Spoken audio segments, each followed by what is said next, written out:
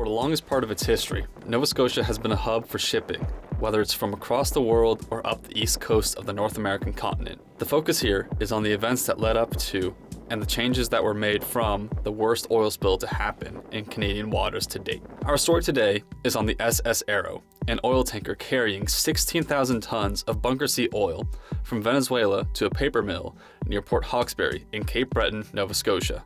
Beginning life in the Bethlehem Steel Company shipyard in the state of Maryland in 1948 and named the Olympic Games, it would become part of a fleet owned by Aristotle Onassis and would operate under what is referred to as a flag of convenience. Flag of convenience refers to the practice in shipping where the owners of the vessel will register a ship to a different country than where the ship's owner is located. The reasons can vary as to why, but the common one being that different nations have different laws and standards for operating and maintaining commercial vessels. The practice has existed in some form since the time of the ancient Romans, used by merchant mariners to avoid attacks from warships during wartime, and would be greatly popularized during the wars of the 18th and 19th century, where ships would fly the flag of neutral nations.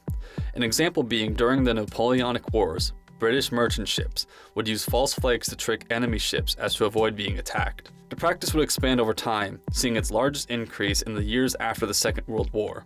Since the 1950s, Liberia and Panama would trade places in holding the record for most ships registered to their flags.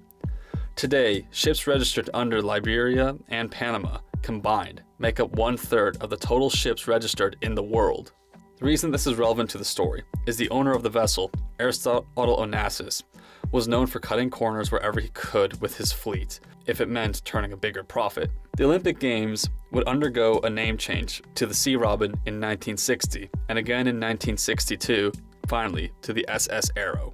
It would come under the ownership of Sunstone Marine. The steamship Arrow would take on a load of approximately 16,000 tons of highly viscous bunker C oil in a port of Aruba, a small island close to Venezuela. From there, she would travel up the North American coast, bound for Port Hawkesbury in Nova Scotia. She would arrive at the mouth of Shabukto Bay at 9:30 on the 4th of February 1970. Upon entering the strait, she was traveling at approximately 12 knots until she struck a submerged rock at the mouth of the bay. The collision would cause a puncture in several of the Arrow's holding tanks, causing the bunker C oil to spill out into the strait. And it would result in the Canadian government opening an inquiry into the events, weather conditions, and ship condition of the vessel leading up to the disaster. The weather that day was considered foggy, with high winds of 40 knots. The ship was traveling at 12 knots when the bow would strike Cerberus Rock, a known hazard in the area. The captain believed that they were a mile south of the rock, however. Upon the collision, the captain knew they had run aground, but didn't consider the ship in any immediate danger, and would order the oil be transferred to an empty tank near the stern to lighten the bow and bring the engines to full astern to try and reverse the ship. One thing of note is the captain nor the crew would issue any alert to the Canadian authorities for the next couple hours, instead directly reporting to Sunstone Marine to let them know the situation and attempts were being made to free the ship. It wouldn't be until close to midday that the captain would finally notify Canadian authorities. However, he would downplay the severity of the situation. By now, with the engines running full astern for hours, added that the ship would be drifting in the wind and currents, causing the underside of the hull to scrape and bend against the rock. By the early afternoon, reports would begin to be made that oil had begun spilling out into the bay. By the early hours of Thursday, all crew members would be removed from the ship and assess what can be done. At 3 a.m. on Friday, crews would attempt to fire up the boilers and try to empty the remaining tanks of the oil and move the ship to a safer position. As they worked, they noticed what the inquiry described as wrinkles in the hull, so a dive team would be sent down to inspect the exterior. What they found was the hull had 5-foot split in both sides of the shear stakes, a structural part of the ship that connected the deck plates to the hull, with the bottom already pretty well torn out from the ship from the initial collision. This would effectively make the deck plating behave more like hinges on a door, rather than let the ship break up uncontrollably and cause further damage. It was decided to use tugboats to create a controlled separation from the bow and stern of the ship. Over the weekend, meetings and talks would be held about surveying and readying the ship to be broken up. On Sunday morning, the breakup would commence, leading to more oil being spilt out into the bay. Something that very often goes understated in these maritime disaster reports is the impact that these wrecks have on the environment, from either toxic chemicals used in the construction or fuel leaking out. In the case of the Arrow, it was the thick, viscous bunker sea oil seeping out into Chebucto Bay. Initially, the Canadian government believed that the oil would just wash away. Unfortunately, that was far from the case. As a result, beaches, plants, and wildlife in the area were coated in the thick oil. In the Royal Commission, written 56 years ago at the time of this recording, the spill contaminated 300 kilometers of the Nova Scotia coastline. It was decided at the time that the thick oil should just wash away. However, instead, it clung to branches, plants, and animals. The abysmal handling of the situation led to development of standards and practices on how the Canadian government responds to oil spills. It is unfortunately a lesson that was learned after the damage was already done to the area. Another thing of note, in the lead up to the break, fishermen and fishery officers were keeping track and a close eye on any damage to the marine life, the coastline, and especially the water that was flowing into the fish plants. In the days after the separation, they would move equipment onto the stern section to keep it afloat and drain the remaining oil. Unfortunately, on the 12th, after a severe gale had passed through, inspectors went out to see the condition of the battered stern section, to find it listing 45 degrees to port and was far enough in the water where it would begin flooding into the remaining vent system and ruptures throughout her hull. The stern would sink to the bottom of the bay, close to an underwater trench.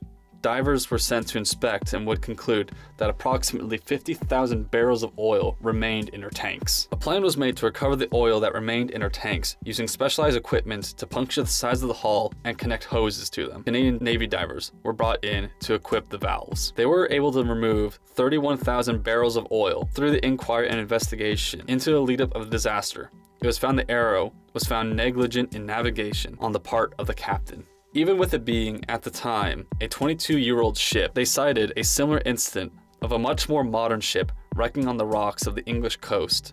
Although, with that said, the equipment on the Arrow wasn't passing any tests either, with the radar not functioning properly, with it spoken for at least a month prior to the disaster, leading to the inquiry saying, quote, more than useless for the navigator. It was also found that the ship was not at all equipped with long-range or Deca navigation systems, which have both existed since the end of the Second World War. Another thing that was found was the diesel generator hadn't been in functioning order since the previous year, which even after the wreck would have aided in generating steam to power the ship and offload her cargo. At the end of the ordeal, it was found that the Arrow and her crew were guilty for the disaster, for negligent navigation and inoperable navigational aids, and other vital equipment for ship operations. However, the commission would also find the Canadian government was utterly unprepared for an oil spill of any size, with no pre-existing measures to handle one. This would lead to the Canadian government signing into law the Arctic Bill, which passed in June of 1970. It prohibited the discharge of any waste or chemical within 100 miles of the coastline. Liability for any spill could be placed solely on the ship's crew and the owners without them being found negligent or any proof of fault required. The interim federal contingency plan was written up, bringing together people from almost every department of the federal government to come up with contingency plans for future spills. Many more changes were made in the wake of the disaster that would help improve Canada's response to future oil spills. As for the Arrow, both the bow and the stern remain in Chebucto Bay, with the remains of the bow still sitting on Cerberus Rock and the stern at the bottom of the bay. A CBC story posted on the 27th of October 2015 reported that oil had begun leaking from the stern portion of the ship, leading to removal of the remaining oil from her tanks. Today, it remains as the worst spill to happen in Canadian waters. It is, however, unfortunate that it took a disaster like this for the Canadian government to implement any form of regulatory or proper procedures when handling spills of this nature. Hi, this is Post-Production Sam here. Thank you so much for making it this far into the video. As always, I link the sources I use for these videos in the description, and there's a lot that I had to cut out for the purposes of this video. So if you're all interested in learning more, I strongly recommend you check them out. I'm still working on creating a standard look and feel for this type of video, and hopefully in time I can nail that down. but I hope you've all been enjoying these so far, and I hope you look forward to seeing what comes in the future. Again, thank you so much, and I'll see you in the next one.